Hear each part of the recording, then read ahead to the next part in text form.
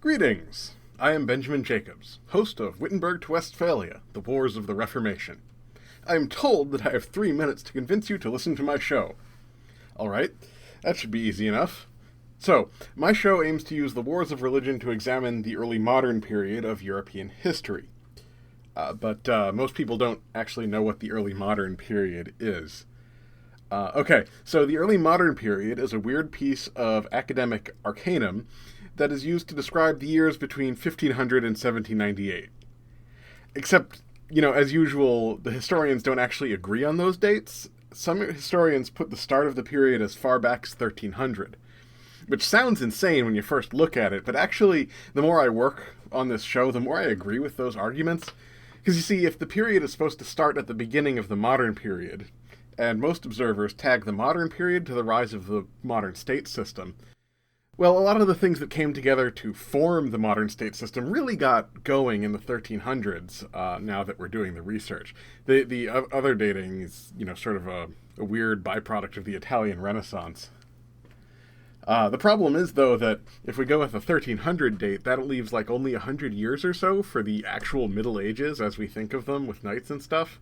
Because before 1200 or so, it's actually just fallout from the Roman Empire. This is all very strange. I guess this is why my show has been going for 7 years and has 75 episodes, and I still haven't finished the introduction. Now, some people might say that is a weakness. They might say, Ben, after 7 years of your life, you should probably have gotten to the main topic of your show by now. Pah! Pah, I say to that. It's my show, and I'm having fun. I swear to God I do have a plan, and I'm going to get there eventually. But in the meantime, we can all enjoy the ride, as I engage in the most scattershot ADHD-addled history podcast on the market with pretensions of academic rigor. Along the way, we've examined the geology of Europe, the continent that does not exist, the history of a single random family of nobles in the Carolingian Empire, their undeserved pretensions of grandeur, and the chaos they caused in Italy. That was fun. We looked at the class structure of the early medieval society, and along the way looked at how women and religious minorities fared in medieval European society. It's not great, but it's better than you think. Currently, we're looking at the phenomenon of slavery in the Middle Ages, which is just a laugh a minute, I can assure you. And in a few months, I'm going to be talking to you all about scrofula, which is a skin condition, and you probably shouldn't Google it. So, come join me as I research the early modern period, things that led to the early modern period, and words that might look like the early modern period if I have my glasses off when I'm doing research. Wittenberg to Westphalia. It's a show. Available on all fine podcatchers. And I have a website. I presume someone will put it in the show notes, but it's Wittenberg to Westphalia podcast at Weebly.com. We have some very exciting news because Pontifex now has merchandise. We just released our first 2 enamel pins, one that says Circular Friends and one that says Dicks Out for Celibacy. So if you want to show all of your friends that you are in the elite circle of Pontifex listeners, you can go to Etsy.com and search Pontifex Pod and they'll pop right up. Check them out and let us know what you think. Pontifex is part of the Agora Podcast Network.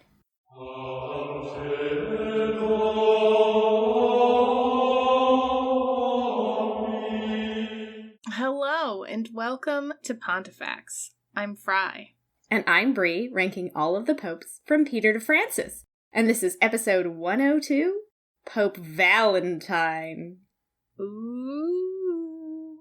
And to clarify, this is not Saint Valentine. No, clearly. He existed a very long time before this. This is just a coincidental name. Pope Valentine. Wild. Yeah, it is. But, it was Valentinus. V names were very, very popular in Rome for centuries. We had, Valens and Valerian and Valentinus and Valentinian, right? So we've talked about my childhood friend Vito Santini. Yes. Yeah. Valentine was born in Rome, in the Via Lata region, which is up close to the Vatican, and as we've discussed before, the rich neighborhood. He was the son of Leontius and a member of the Roman nobility, as the neighborhood suggests. And again, like many members of the nobility, Valentine entered the church early and was educated at the Lateran school and served at the Lateran Basilica. He was made a deacon under Pope Pascal and eventually promoted to archdeacon. But he was not ordained as a priest in this time. The Liber Pontificalis calls him a man filled with great holiness and blessedness and continued overflowing with the grace of the Holy Ghost. And I am cutting him off there because whoever our Liber Pontificalis writer is at this time loves Valentine and goes on and on and on about all of his charms and virtues for more than 2 pages. Wow. Which is something, considering his entry is 3 pages. Like, this is a full-on priest crush that we have not seen in some times. Even our editor of the Liber Pontificalis, Raymond Davis, calls it vapid.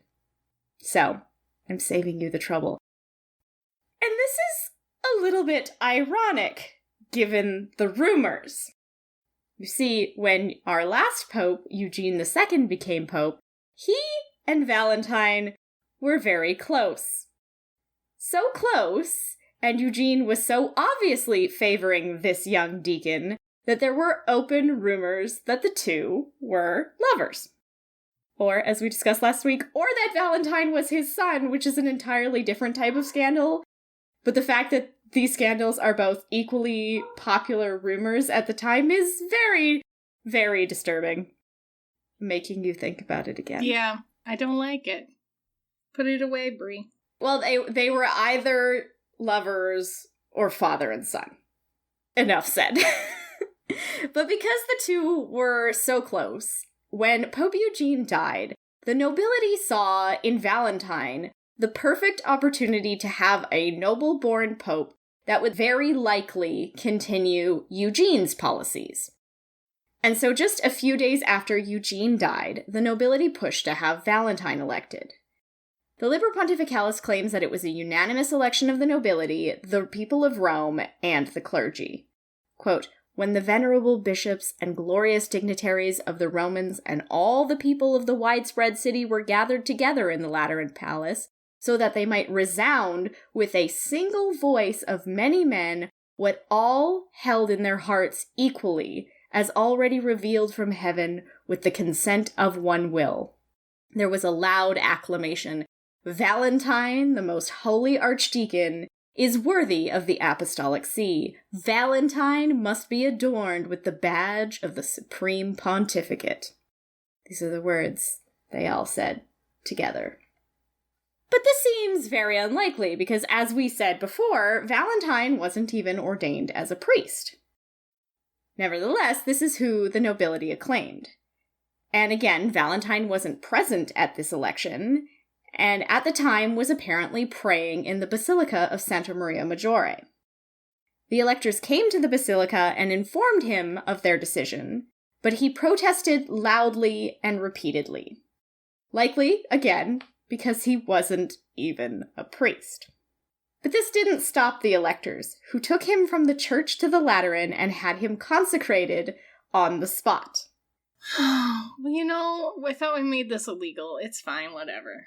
Well, that's going to come back up. But before, this makes him the first pope in history that wasn't consecrated as a priest before consecrated as a pope, because even the layman anti-pope Constantine had been consecrated as a deacon and priest before pope. It had just been by bishops who were doing it under duress. So where are Chris and Serge when we need them? And like you said, remember that this had just been made illegal, right? Remember the Constitutio Romanum that we talked about last week? The one designed to keep nobility from meddling in the papal elections, and insisted that the Frankish missae be present to confirm a pope before consecration? Well, all of that just went out the window. And this is why some of the sources seem really, really confused about what the Constitutio actually says. This election, the nobles are so brazenly participating, it seems as if the Constitutio made that happen. But, in actuality, it was just a blatant disregard of the Constitutio.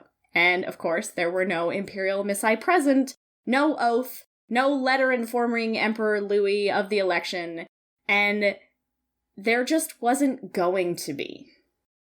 And there wasn't going to be, because Pope Valentine then died on October 10th of 827 of what the Liber Pontificalis calls bodily trouble, only 40 days after he was elected. Goodbye, Valentine. Bye. He was buried in St. Peter's, his tomb was destroyed for New St. Peter's, and no epitaph survives. So that's him! And it's already time to rate him. Are you ready to have opinions? No, nothing. Very little to have an opinion on, and the things that we're going to have opinions on are the things you don't want to think about.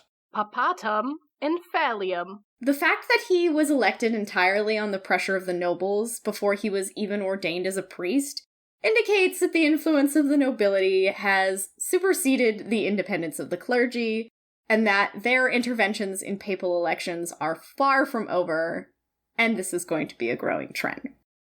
Not good. No, bad. So did he do anything then to impact the church or papal primacy at all? Negative impact. Negative impact. He didn't even hit what had been the absolute basic minimum of being pope, which was being a priest, so 0. Fructus prohibitum. Well, he may have been the illicit homosexual love of... Oh no. They have thoughts. They think it's scandalous. Scandal. He might have been the illicit homosexual lover of Pope Eugene II. This is worth considering. This would be scandalous. It's worth a couple points, at least. Okay. Ignore the son and father bit. Just think about them being lovers. They were close. Valentine was obviously very, very well favored by Eugene. Could it have been scandalous? It could have been. Can we give him a 1? A 1, and then can I purge it from my brain? Okay, do you want to give him a 1 and a 1, or just a singular 1? I'm giving him a 1. You do what you do, Bree. I will also give him a 1 then. He'll get a 2 for Fructus Prohibitum. Purge it from your brain. It's gone now. I'll never remember. Until I have to listen to this again when I have to edit it, and then I'll cry. In 2 episodes, nonetheless. Too many. But you know what? It's alright. It's alright, you made it. Seculari impactum. So again, the nobles are showing that despite efforts to restrict them, they hold all the power over the clergy. All of the constitutio goes out the window. But they went out of the window because of death? It's kind of hard to say. Would Valentine have tried to do something different with the imperial missi or the emperor? We don't know. So it's just... Sometimes they die suddenly and abruptly. And that usually gives them a 0. So that's what he's gonna get. Facium sanctus. Now, if you want to think of this man as the young lover of a pope... No, why did you say that again to me? Well, because you need to have this in mind when you look at this image, because, first of all, this man is certainly a younger man who has been tonsured. So here is the image we will rate him on. That is a younger man, for sure. Yeah, this man is a twink. Is he that young to be a twink? It's possible. I'm trying to imagine him without the giant tonsure, because his hair, he has the most feathered hair. He's got such flippy wings, he's gonna fly away. They are the wingiest wings that we've seen so far. He's got the longest neck ever. Does have a really long neck. He looks kind of, I don't know, he has sort of an innocent expression on his face. It's just kind of like, oh? That sort of face? He's surprised at something over there. He saw a squirrel. So what is it worth to you? What is his young, twinkie face worth? Don't say things like that. Stop it. I'm gonna give him a 6. A 6? Okay. I like it. I think it's about a 4 for me, so he'll get a 10, and when we divide that out, he'll get a 2.5. But that is not the only image of him. First of all, we're going to look at another young one. Here we go. Here's our bad smooth artist. He's so smooth. He is smooth, but he looks very sad in this one. Yeah, he's looking a different direction. And it's sadder. There's something happened to that squirrel. Oh no! Well, then whatever happened to the squirrel suddenly turned him into an evil villain, because here's the last one. Oh my god. What the heck? That man is plotting some serious evil. I don't know what he's planning, but it's... With that teeny tiny book. That's not a standard paperback size. No, that is definitely, like, travel size. So that is what he looks like. Tempus Pontificus. August 31st, 827 to October 10th, 827. 40 days. Round that down to a quarter of a year, giving him a score of 0.0625. Did he make it the whole 40 nights?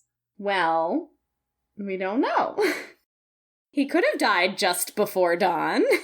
All right, everybody, it's the canon bonus round. Do-do-do-do-do. No, he is not a saint. He didn't do anything. He can't be a saint.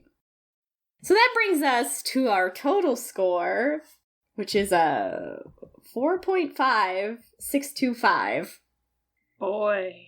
Yeah, which means that he's currently in 100th place.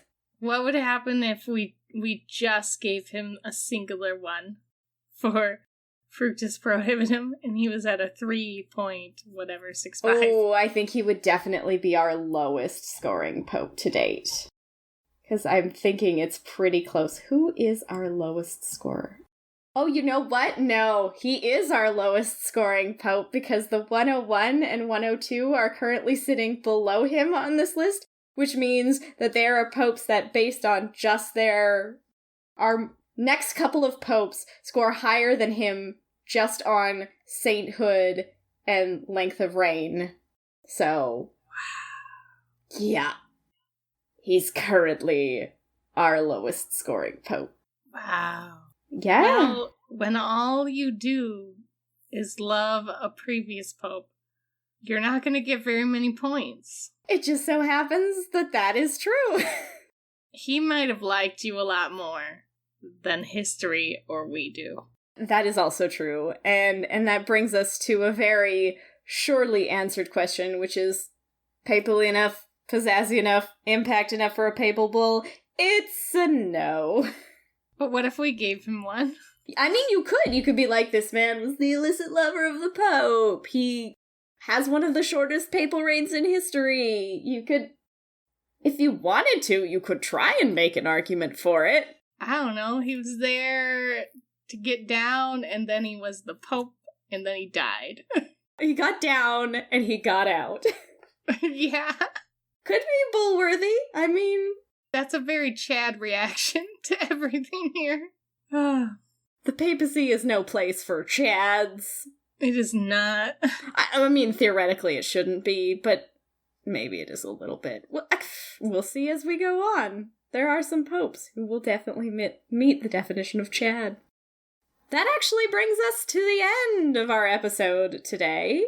So, again, a couple thank yous to make. We need to thank Dr. Rutger Kramer and his colleague for clarification on the Constitutio, because you can see why this became such a convoluted issue, and why there are articles out there saying, the Constitutio meant that the nobles could vote in the election. No, it just...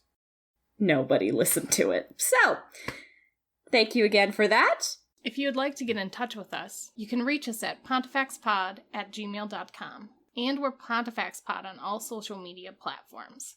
If you'd like to support the show, consider subscribing to Pontifex on Patreon, checking out our research wishlist at tinyurl.com/PontifexWishlist, or making a one-time donation at paypal.me/PontifexPodcast. If you'd like to support us in other ways, rating and reviewing the show on iTunes makes a world of difference. And with that, we can say thank you and goodbye. Goodbye.